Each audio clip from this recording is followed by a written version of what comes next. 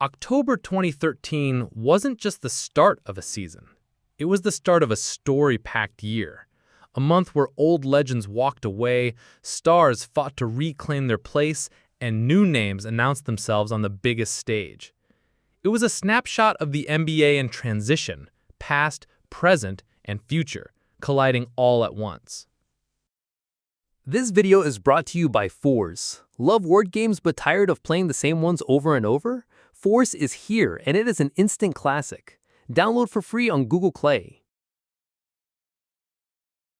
The Oklahoma City Thunder came into the season shorthanded. Russell Westbrook, fresh off a torn meniscus from the previous playoffs, needed yet another surgery. Doctors said he'd miss the first 4 to 6 weeks. For Kevin Durant, this meant carrying the franchise almost entirely on his shoulders. No Robin, just Batman. And as we'd see later, this stretch of solo dominance would foreshadow his MVP campaign. But in October, the headline was clear. OKC would have to survive without their point guard's relentless energy. Meanwhile, in Chicago, the story couldn't have been more different. Derrick Rose, the youngest MVP in NBA history, was finally back.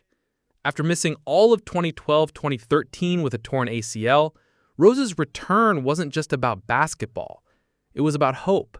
It was about a city waiting for its franchise cornerstone to lead them again. Every dribble, every crossover, every drive to the rim was magnified. Could Rose still be Rose? In October, that answer was still unfolding. While players fought through injuries and comebacks, the league itself quietly made history. The NBA Finals format was officially changing. Since 1985, the Finals had been played in a 2-3-2 setup. 2 games at one team's home court, 3 at the other, and then back if needed. It was originally designed to help with cross-country travel, but by 2013, it felt outdated. Starting this season, the NBA moved to the 2-2-1-1-1 format we know today. It might seem small, but it made the finals more balanced, and every final since has been shaped by this shift. Speaking of history, one of the NBA's most infamous what-ifs briefly stepped back into the spotlight. Greg Oden, the #1 pick of 2007, the man once chosen ahead of Kevin Durant, suited up for the Miami Heat.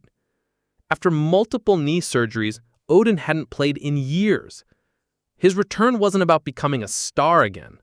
It was about proving he could simply stand on an NBA court. Just logging minutes that October was a victory in itself. For the Heat, Oden was a gamble.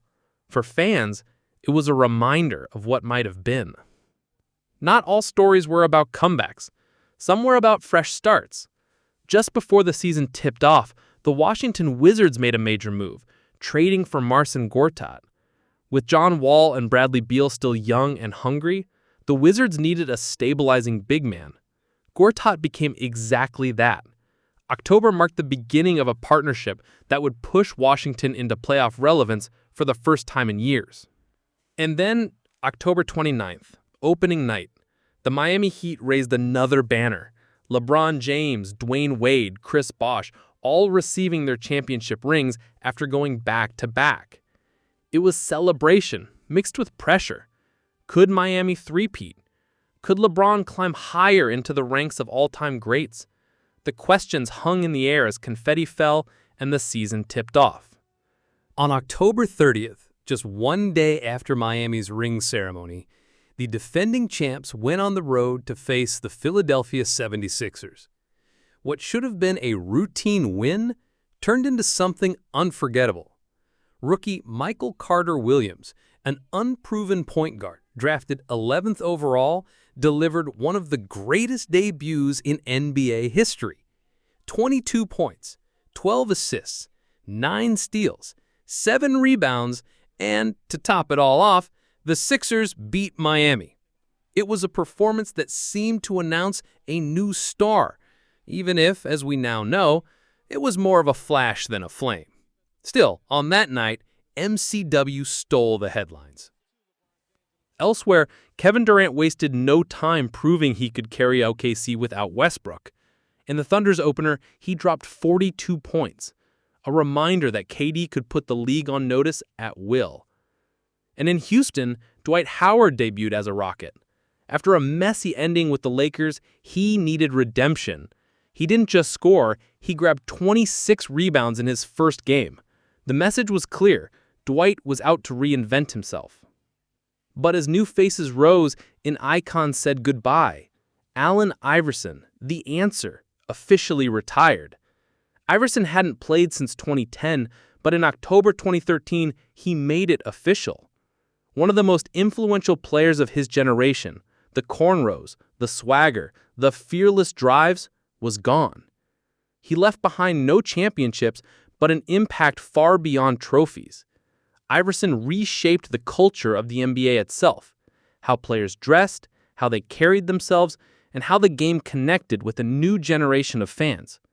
His retirement marked the end of an era. Fittingly, the month ended with Derrick Rose reclaiming the spotlight. On October 31st, in just his second game back, Rose hit a game-winning floater against the Knicks. The United Center erupted. It wasn't just 2 points. It was a city exhaling, believing again. For Rose, it was proof that yes, he could still be the closer, still be the MVP, still be the heartbeat of Chicago. Looking back, October 2013 captured a league in flux. Westbrook sidelined, Rose returning, the finals restructured, Odin back from the abyss, a rookie shocking the world, Durant and Dwight dominating, Iverson retiring, and Rose reminding us why he was special. It was the old guard passing the torch, the new guard rising, a month that carried echoes of the past while hinting at the future to come.